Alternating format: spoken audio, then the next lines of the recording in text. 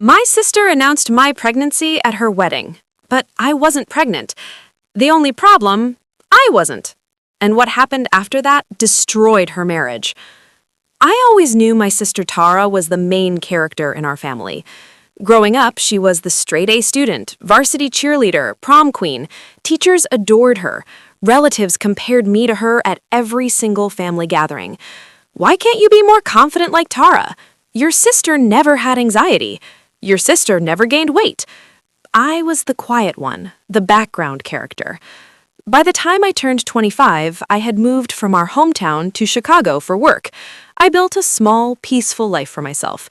Therapy, a decent job, a tiny apartment with a balcony where I could drink coffee without anyone judging me, and, most importantly, distance from my family. So when Tara announced she was getting married, I genuinely tried to be supportive. I helped with dress shopping, I listened to hours of wedding planning rants. I transferred money for her bachelorette party even though I wasn't attending. The wedding itself was straight out of a lifestyle blog. A lakeside venue, white roses everywhere, fairy lights glowing as the sun set. She looked perfect. Her groom, Daniel, looked at her like she hung the moon.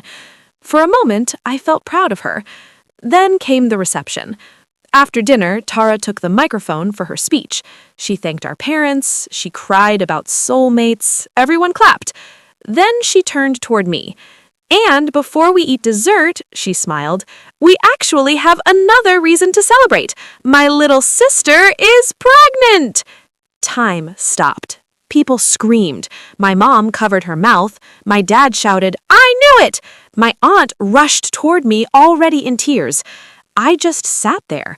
My chest tightened. The room felt smaller. My hands started shaking. I'm not pregnant, I said quietly. No one heard me. So I stood up. I'm not pregnant. Silence. The DJ even cut the music. Tara laughed awkwardly into the mic. Oh my God, she's being shy. I'm not pregnant, I repeated, louder this time. I don't even have a boyfriend. The room felt like it tilted. You know that moment when everyone's smiling and then slowly their faces drop?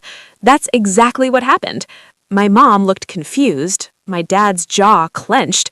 Daniel stared at Tara like she'd just grown a second head. Tara put the mic down and stormed toward me. She grabbed my arm and dragged me into a side hallway near the bathrooms. What is wrong with you? She snapped. What is wrong with you? I shot back. Why would you tell everyone I'm pregnant? She crossed her arms defensively. Mom said you gained weight and weren't drinking wine at Thanksgiving. I thought it was obvious. Obvious. I had gained weight because anxiety meds made my appetite weird. I stopped drinking because alcohol messed with my medication. But apparently, in our family, weight gain equals baby. You made my body a wedding announcement, I said. It was supposed to be cute, she yelled. People love baby news. Not when it's fake. She looked furious. Not embarrassed, not apologetic, furious at me. You couldn't just go along with it, she said. You could have said you weren't ready to talk about it. I stared at her. You want me to fake a pregnancy for your wedding aesthetic? She didn't answer. I left. I didn't say goodbye to anyone. I didn't take pictures. I just ordered an Uber and cried the entire ride back to my hotel. The next morning, my phone exploded. My mom, why would you humiliate your sister like that? My aunt, if you lost the baby, you can tell me. Random cousin, we support you no matter what. It was like I'd been cast in a soap opera I never auditioned for.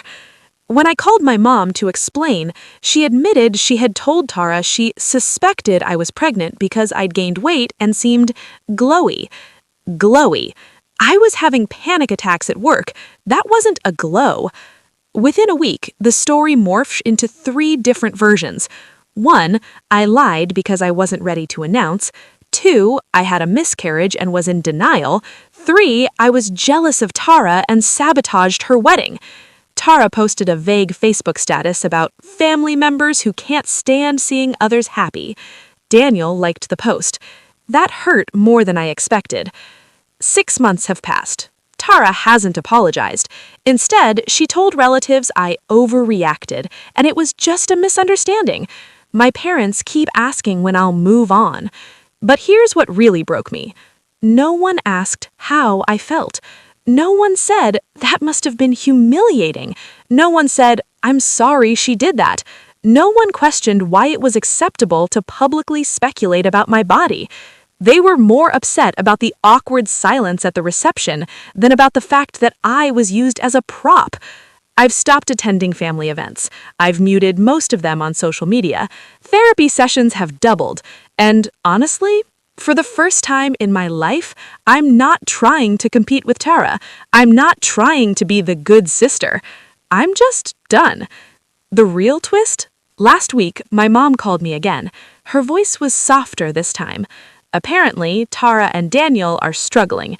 He told her she felt blindsided that night, that if she could make up something that big for attention, what else would she fabricate? He moved out temporarily.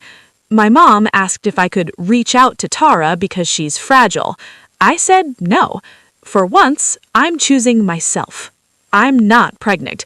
I wasn't jealous. I didn't ruin her wedding. She ruined it the moment she decided my body was hers to announce. And if that makes me the villain in her story, I can live with that. 6 weeks after I refused to call Tara, she showed up at my apartment in Chicago.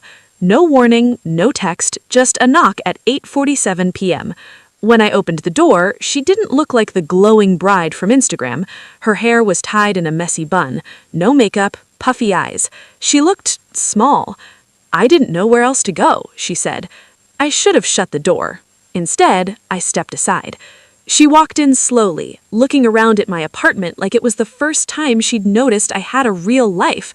A couch with blankets, a tiny bookshelf, a framed photo from a solo trip I took last year. You've changed, she muttered. I had to. We stood there awkwardly for a second before she finally spoke. Daniel moved out, she said.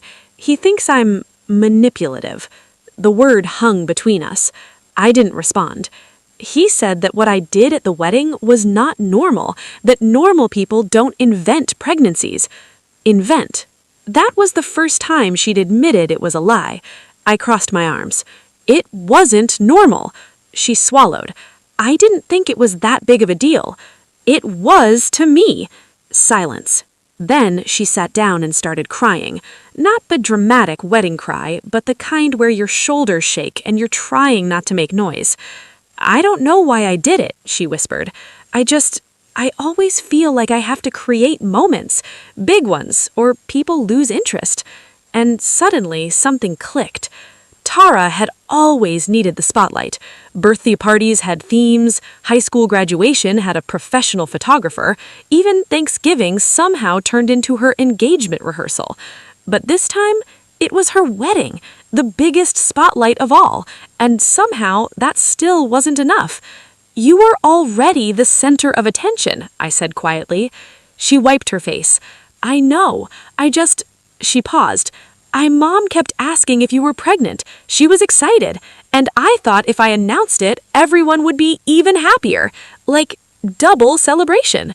So you gambled with my life for extra applause? She flinched. I didn't think you'd deny it, she admitted. That hurt in a way I can't fully explain. You thought I'd just accept a fake pregnancy? I thought you'd go along with it for one night. One night. But that one night turned into 6 months of whispers, pity looks, and relatives asking if I was trying again. You don't get it, I said. I've spent my entire life being compared to you, and the one time I was doing okay, therapy, meds, taking care of myself, you turned my weight gain into a storyline. Her face crumpled again. I didn't realize how much pressure you felt. That's the point. You never asked. For the first time in my life, she didn't defend herself. Instead, she said something I never expected. I think I need help. Not couples counseling, not marriage advice. Actual therapy, she said. Daniel says I chase validation, that I panic when attention shifts away from me. There it was, the truth. The golden child wasn't confident. She was terrified of being ordinary. You were already the center of attention, I said quietly. She wiped her face. I know. She paused. Mom kept asking if you were pregnant. She was excited, and I thought if I announced it, everyone would be even happier. Like, double celebration. So you gambled with my life for extra applause? She flinched. I didn't think you'd deny it, she admitted. That hurt in a way I can't fully explain. You thought I'd just accept a fake pregnancy? I thought you'd go along with it for one night. One night. But that one night turned into 6 months of whispers, pity looks, and relatives asking if I was trying again. You don't get it, I said. I've spent my entire life being compared to you, and the one time I was doing okay, therapy, meds, taking care of myself, you turned my weight gain into a storyline. Her face crumpled again. I didn't realize how much pressure you felt. That's